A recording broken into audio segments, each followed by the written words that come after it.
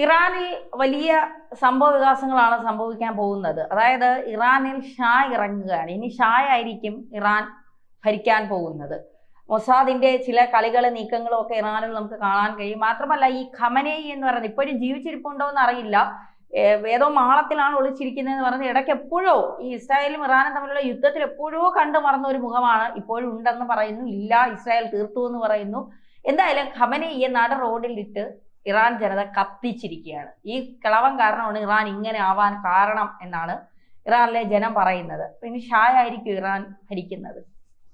അതിന്റെ ഒരു നീക്കത്തിലേക്ക് കാര്യങ്ങൾ പോകുന്നു എന്ന് വേണം കരുതാൻ. ഇപ്പൊ ഖമേനിയെ തെരുവിൽ കത്തിക്കുന്നത് നമുക്ക് അവസാനം പറയാം, കത്തിച്ചു എന്ന് വേണം, ഖമേനി എന്ന് വേണം കരുതാൻ.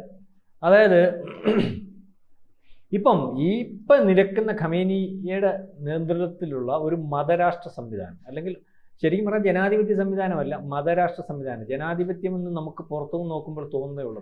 അല്ലെങ്കിൽ മൊല്ലാക്കമാരുടെ നിയന്ത്രണത്തിൽ, അല്ലെങ്കിൽ അതിനെപ്പറ്റി ദീർഘമായിട്ട് നമ്മൾ നേരത്തെ ഈ മിഡിൽ ഈസ്റ്റിലെ യുദ്ധ സമയത്ത് പറഞ്ഞിട്ടുള്ളത്. കാരണം അവിടുത്തെ എങ്ങനെയാണ് അവിടുത്തെ പൊളിറ്റിക്സ് എന്ന് പറഞ്ഞാൽ ഈ മുല്ലാക്കന്മാർ തീരുമാനിക്കുന്നവർക്കേ മത്സരിക്കാൻ പറ്റത്തുള്ളൂ. പിന്നെ അത് പൊളിറ്റിക്സ് എന്ന് പറഞ്ഞിട്ട് കാര്യമില്ല. വോട്ടിംഗ് ഉണ്ട്, പക്ഷേ അത് ഇന്നയാൾ മത്സരിച്ചാൽ മതിയെന്ന് അവർ തീരുമാനിക്കും, അവരെ വോട്ട് ചെയ്ത് വിജയിപ്പിക്കാൻ പറ്റത്തുള്ളൂ. പിന്നെ അത് ജനാധിപത്യം അല്ലല്ലോ, പറയുമ്പോൾ ജനാധിപത്യം എന്നാൽ സ്വേച്ഛാധിപത്യം എന്നുള്ള രീതിയിലേക്ക് അതവിടെ പോട്ടെ. അപ്പം ആ സ്വേച്ഛാധിപത്യ അല്ലെങ്കിൽ മതരാഷ്ട്ര സംവിധാനത്തിനകത്ത്, അല്ലെങ്കിൽ ഈ പറയുന്ന രീതി ജനങ്ങളെ, അല്ലെങ്കിൽ ആ രാജ്യത്തിനകത്ത് ജനത്തിന് വിദ്യാഭ്യാസത്തിൻ്റെ കാര്യത്തിലായാലും അല്ലെങ്കിൽ എല്ലാ വിഷയത്തിലും ഒരു സ്വാതന്ത്ര്യമില്ലാത്ത ഒരു രീതിയിലേക്ക് കാര്യങ്ങൾ പോകും. അങ്ങനെ ജനം പൊറുതിമുട്ടുന്നു. ഇത്തരത്തിൽ ഉള്ള ഒരു ഭരണകൂടം അല്ലെങ്കിൽ പട്ടിണിയിലേക്ക് ആ രാജ്യത്തെ, ഇത്രയും സമ്പന്നമായിട്ടുള്ള രാജ്യത്തെ നയിക്കുന്ന ഒരു രീതി, ഈ മതരാഷ്ട്ര സംവിധാനത്തോടുകൂടി നയിക്കുന്ന രീതി, നിരന്തരം യുദ്ധത്തിന് വേണ്ടി മാത്രം, അല്ലെങ്കിൽ ഈ രാജ്യം പിടിച്ചെടുക്കുന്നതിന് വേണ്ടി, മതരാഷ്ട്രമാക്കുന്നതിന് വേണ്ടി, ലോകം അത്തരത്തിലേക്ക് കൊണ്ടുവരുന്നതിന് വേണ്ടി, ആ രാജ്യത്തെ ഏറ്റവും വലിയ എണ്ണ ഉൽപ്പാദന രാജ്യമായിട്ടുള്ള ആ രാജ്യത്തിൻ്റെ ഭൂരിപക്ഷ വരുമാനവും തീവ്രവാദികൾ, അതായത് ഈ പ്രോക്സികളെ ഉണ്ടാക്കുന്ന, അറിയാം, ഹമാസ്, ഹിസ്ബുള്ള അല്ലെങ്കിൽ ഹൂത്തികൾ, ഇവർക്കൊക്കെ ഉണ്ടാക്കുന്നതിന് വേണ്ടി പൈസ കൊടുക്കുക.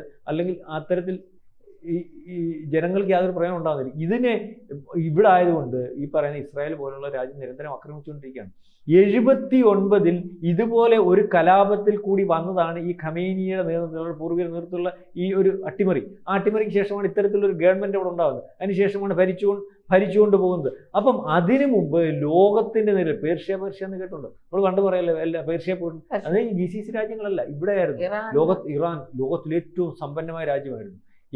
അല്ലെങ്കിൽ ഇറാനെ കണ്ട് പഠിക്കേണ്ടതായിട്ട് ലോകത്തിന്റെ വികസനം, അല്ലെങ്കിൽ പുതിയ പുതിയ കാഴ്ചപ്പാടുകൾ, അല്ലെങ്കിൽ സിനിമയുടെ കാര്യത്തിലായാലും എല്ലാ രീതിയിലും, വസ്ത്രത്തിന്റെ കാര്യത്തിലായാലും ജനത്തിന്റെ ആ രീതിയിലേക്ക് പോയിക്കൊണ്ടിരുന്ന രാജ്യമാണ്. ഒരു സുപ്രഭാതത്തിൽ ഇതുപോലെ രാഷ്ട്രവാദത്തിന്റെ പിടിയിൽ, അല്ലെങ്കിൽ അത്തരത്തിലൊരു അട്ടിമറിയിൽ കൂടി, അതിന്റെ പുറകിൽ അന്ന് അമേരിക്ക ഉണ്ടെന്നാണ് പറയുന്നത്.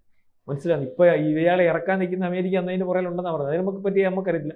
ഏതായാലും അന്ന് അവിടെ നിന്ന് 79 ആ രാജ്യത്തിന് ഭരണാധികാരികളുടെ ഭരണം സ്ഥാനപ്രശ്നമാക്കി. അന്ന് ഈ പറയുന്ന അമേരിക്കയിൽ ഏതാണ്ട് 17 വയസ്സ് മാത്രം ഉണ്ടായിരുന്ന റെയ്സ പൗലവി, അദ്ദേഹമാണ് ഇപ്പോൾ അവിടെ ഉണ്ട്.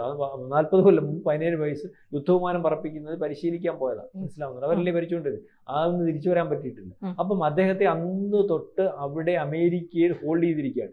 ഇപ്പൊ ഇവിടെ നടക്കുന്ന കലാപത്തിന് വേണ്ട പിന്തുണ ഒരുപക്ഷെ, നമുക്കറിയാമല്ലോ, മിഡിൽ ഈസ്റ്റിലെ യുദ്ധം നടന്ന സമയത്ത് ഇസ്രായേൽ നെതന്യാഹു പറഞ്ഞു, നമുക്ക് നിങ്ങളെ ഉപദ്രവിക്കാനല്ല, ജനത്തിനോടല്ല, ഇവിടുത്തെ ഭരണ സംവിധാനത്തോടാണ്, ഈ ജനത്തിനെ ഇല്ലായ്മ ചെയ്യുന്നതിനോടാണ് നമ്മൾ ലോകം മൊത്തം എതിരായിട്ട് നിന്നപ്പോൾ. അന്ന് ഈ ലോകത്തെ GCC രാജ്യങ്ങൾ മൊത്തം, ഈജിപ്ത് ഉൾപ്പെടെയുള്ള രാജ്യങ്ങൾ എതിരായിട്ട് നിന്നപ്പോൾ അന്ന് ഇറാൻ ഈ പറയുന്ന ഈ ഇസ്രായേലിന് അനുകൂലമായിരുന്നു, അറിയാമോ, ഈ ഭരണം വരുന്നതിന് മുമ്പ്. അതിനുശേഷമാണ് ഈ ഖമേനിയുടെ നേതൃത്വത്തിൽ 79 അട്ടിമറിക്ക് ശേഷമാണ് ഈ സാത്താന്റെ കുഞ്ഞെന്നുള്ള രീതിയിൽ പ്രഖ്യാപനം നടത്തി അമേരിക്കയും ഇസ്രായേലിനെ കൊണ്ടുവന്നത്. അപ്പൊ അന്ന് അത്തരത്തിലുള്ള ഈ ഭരണകൂടം മാറ്റി നിങ്ങൾ ആഗ്രഹിക്കുന്ന പഴയ ഒരു ഇറാനിലേക്ക്, അല്ലെങ്കിൽ അത്തരത്തിൽ ജനങ്ങൾക്ക് വികസനത്തിന്റെ പാതയിൽ ഇഷ്ടം പോലെ ജീവിക്കാൻ, അല്ലെങ്കിൽ പട്ടിണിയില്ലാതെ സമാധാനത്തോട് ജീവിക്കാൻ പറ്റുന്ന ഒരവസ്ഥയിലേക്ക് ഞാൻ എത്തിച്ചേരാമെന്ന് അന്നുകൊണ്ടേ പറയുന്നുണ്ടായിരുന്നു.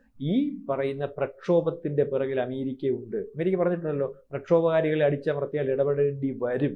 അതായത് പ്രക്ഷോഭത്തിന്റെ പുറകിൽ അമേരിക്കയുണ്ട്. അവിടെ 222 ഇടത്ത് കത്തിച്ചു കളഞ്ഞു. മനസ്സിലാവുന്നുണ്ടോ? അവിടെ ഏറ്റവും പ്രധാനമായിട്ട് ഇപ്പൊ ഖമേനി ഉണ്ടോ എന്ന് ചോദിച്ചാൽ, ഈ മിഡിൽ ഈസ്റ്റ് യുദ്ധ സമയത്ത് ഈ ഖമേനി അവിടെ ഒരു 4 മണിക്കൂർ ഓപ്പറേഷൻ നടന്ന ഓർമ്മയുണ്ടോ? ഇപ്പൊ 100ഓളം ഇറാനിലോട്ട് കയറി, അന്ന് ബൈഡൻ ഇരിക്കുന്ന സമയത്ത് ഇറാനിൽ കയറി അറ്റാക്ക് ചെയ്ത് ഇസ്രായേൽ, അന്ന് ഖമേനി അശരീരിയായതാണ്. അശരീരി മനസ്സിലാവും. അതിനുശേഷം ഖമേനി മരിച്ചു. ഖമേനിയിൽ ഏതായാലും അന്ന് അതിനുശേഷം ഖമേനിയെ ആരും കണ്ടിട്ടില്ല. ഖമേനി ഉണ്ടെന്ന് പറയുന്നു. അദ്ദേഹത്തിൻ്റെതായിട്ടുള്ള വാക്യങ്ങൾ നമ്മളതിന് അന്ന് ഇത് പറയല് ഇല്ല എന്നുള്ള രീതിയിലേക്ക്, അല്ലെങ്കിൽ മരിച്ചുപോയി, അല്ലെങ്കിൽ ഖമേനി ഈ ഉണ്ട് എന്ന് വരുത്തിക്കൊണ്ടുള്ള ഒരു ഭരണമാണ് പോകുന്നതൊക്കെ എന്നുള്ള രീതി പറഞ്ഞാൽ അവിടുന്ന് ഉള്ള വാർത്തകൾ ഇപ്പം തന്നെ അവിടുന്ന് വരുന്ന വാർത്തകളൊന്നും അവിടുന്ന് കൊടുക്കുന്നില്ല. വേറെ ഈ ലോക അന്താരാഷ്ട്ര മാധ്യമങ്ങൾ അവിടുന്ന് ചോർത്തിയെടുക്കുന്ന വാർത്തകളായി വരുന്നത്. അവിടെ നടക്കുന്ന യഥാർത്ഥത്തിലുള്ള പ്രക്ഷോഭത്തിന്റെ ചിത്രങ്ങളൊന്നും വെളിയിൽ വരുന്നില്ല. അത്രയ്ക്ക് വലിയ പ്രക്ഷോഭമാണ്. അതായത് തെരുവുകൾ മുക്കാലും എല്ലാം പ്രക്ഷോഭകാരികളുടെ കയ്യിലാണ്. അതിനകത്ത് ഇപ്പം IRGC, അതായത് ഖമേനിയുടെ വരുന്ന പട്ടാളം കൂടി ഒരു പക്ഷേ ഒരു പരിധി കഴിഞ്ഞാൽ ഇവരുടെ കൂടെ കൂടിയാൽ അവിടെ പിടിച്ചെടുക്കുന്ന ഒരു അവസ്ഥയിലേക്ക് വരും. അതിനുശേഷം ഈ പറയുന്ന രാജാവുമായിട്ട് ട്രംപ് സംസാരിച്ചിട്ടില്ല. ഇപ്പം നിൽക്കുന്ന ആ രാജാവ് നിലവിൽ രാജഭരണത്തിലേക്ക്, അല്ലെങ്കിൽ ഖമേനിക്ക് ശേഷം പഴയ രാജഭരണത്തിലേക്ക് കൊണ്ടുവരുന്നതിന് വേണ്ടി അവിടെ ഇപ്പോൾ ഓപ്പറേറ്റ് ചെയ്തുകൊണ്ടിരിക്കുന്ന ഒരുപക്ഷെ മൊസാദിന്റെ നേതൃത്വത്തിലോ, അല്ലെങ്കിൽ ഇസ്രായേലിന്റെ നേതൃത്വത്തിലോ അമേരിക്കയുടെ നേതൃത്വത്തിലോ ഒക്കെയുള്ള, അല്ലെങ്കിൽ ഈ ഭരണം മാറുന്നതിന് വേണ്ടിയുള്ള ഒരു ശ്രമം എന്തുവായാലും നടക്കുമല്ലോ, അല്ലെങ്കിൽ നടക്കുന്നുണ്ടാവുമല്ലോ. അപ്പം അവർ ഇദ്ദേഹത്തെ അവിടെ കൊണ്ടുവരുന്നതിന് വേണ്ടി നമ്മൾ ബംഗ്ലാദേശിൽ കണ്ടില്ലേ, യൂനസ് ഒരു സുപ്രഭാതത്തിൽ ആ രാജ്യത്തു നിന്ന് രാജ്യം കടത്തിയിരുന്ന, അല്ലെങ്കിൽ രാജ്യത്ത് കയറാൻ വയ്യാത്ത ആളാണല്ലോ ബംഗ്ലാദേശിന്റെ ഭരണാധികാരിയവർ. അപ്പൊ ഇയാളെ അവിടെ ഒരുക്കിയിരിക്കുന്നു. അല്ലെങ്കിൽ ഇയാളോട് ഞാൻ സംസാരിച്ചിട്ടില്ല, എനിക്കറിയത്തില്ല എന്നൊക്കെ ട്രംപ് പറയുന്നത്. സംസാരിച്ചില്ലെന്ന് പറഞ്ഞപ്പോൾ സംസാരിച്ചിട്ടുണ്ട്.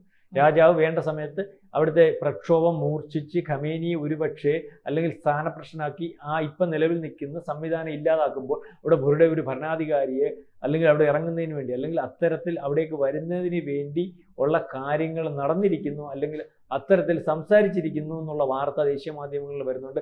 ഈ ഖമേനിയെ കത്തിക്കുന്ന കാര്യമാണ്. ഖമേനി ഉണ്ടോ ഇല്ലയോ എന്നുള്ള കാര്യത്തെ പറ്റി നമ്മൾ പറയുമ്പോൾ, ഖമേനിയെ ഇപ്പം തെരുവിൽ നിന്ന് ഏറ്റവും കൂടുതൽ അവിടെ ലോകത്തിപ്പം വന്നുകൊണ്ടിരിക്കുന്ന ഒരു വാർത്ത എന്തെന്നറിയോ? ഖമേനിയുടെ പടം തെരുവിൽ കത്തിക്കുകയാണ്. കത്തിച്ചിട്ട് അതിനകത്തുനിന്ന് സിഗരറ്റ് കത്തിക്കുക, സ്ത്രീകൾ ഉൾപ്പെടെ ഉള്ളവർ. അത് പ്രചരണം നടന്നുകൊണ്ടിരിക്കുകയാണ്. ഇയാളെ ഇതുപോലെ കത്തിച്ച് കളയേണ്ട ഒരു അവസ്ഥയിലേക്ക് അത്രയ്ക്ക് ഏറ്റവും അവസാനം അവിടുത്തെ സർവേ റിപ്പോർട്ടുകൾ ഇപ്പോൾ വന്നുകൊണ്ടിരിക്കുന്നതെന്ന് പറഞ്ഞാൽ, ഈ രാജാവിന്റെ ഭാഗമായിട്ട് നിൽക്കുന്ന സർവേ, അല്ലെങ്കിൽ 35% ഇറാനിലെ ജനങ്ങൾ രാജഭരണം തിരിച്ചു വരുന്നതിന് വേണ്ടി താല്പര്യപ്പെടുന്നു എന്നുള്ള രീതിയിലേക്കുള്ള സർവേ റിപ്പോർട്ടുകളാണ് വരുന്നത്. അതായത് ഈ പ്രക്ഷോഭം ഇതേ രീതിയിൽ പോയാൽ ഒരുപക്ഷെ പട്ടാളം കൂടി ഈ പ്രക്ഷോഭകാരികളുടെ ഭാഗമായിട്ട് വന്നാൽ ബംഗ്ലാദേശിലൊക്കെ സംഭവിച്ചതുപോലെ ഖമേനി എന്ന് പറയുന്ന ഇപ്പോഴത്തെ അശരീരി ഒരുപക്ഷെ ഉണ്ടെന്ന് നമ്മൾ വിചാരിക്കേണ്ടി വരുന്ന, അല്ലെങ്കിൽ ഔദ്യോഗികമായിട്ട് അദ്ദേഹം ഇല്ല എന്ന് ഇറാൻ പ്രഖ്യാപിക്കാത്തടത്തോളം ഉണ്ടെന്ന് എനിക്ക് വിചാരിക്കേണ്ടി വരുന്ന അവരുടെ ആ ഒരു മതരാഷ്ട്ര സംവിധാനം ഇറാനിൽ നിന്ന് ഒഴിയും. അതിനുള്ള ഒരു നീക്കമാണ്, അത്തരത്തിലുള്ള പ്രക്ഷോഭമാണ് അവിടെ നടന്നുകൊണ്ടിരിക്കുന്നതെന്നാണ് ഏതാണ്ട് മനസ്സിലായി. ഏതായാലും ഖമേനിയെ തെരുവിൽ കത്തിക്കുന്നു, ഷാ പുതിയ രാജാവാകുന്നു, അതിനുള്ള സാധ്യത ഏറുന്നു എന്നുള്ള രീതിയിലേക്കുള്ള വർത്തമാനമാണ് നമ്മൾ ഇപ്പോൾ കണ്ടുകൊണ്ടിരിക്കുന്നത്. കൂടുതൽ വാർത്തകളും വിശേഷങ്ങളും നിങ്ങളിലേക്ക് എത്താൻ ABC മലയാളം സബ്സ്ക്രൈബ് ചെയ്യുക, ബെൽ ബട്ടണും അമർത്തുക.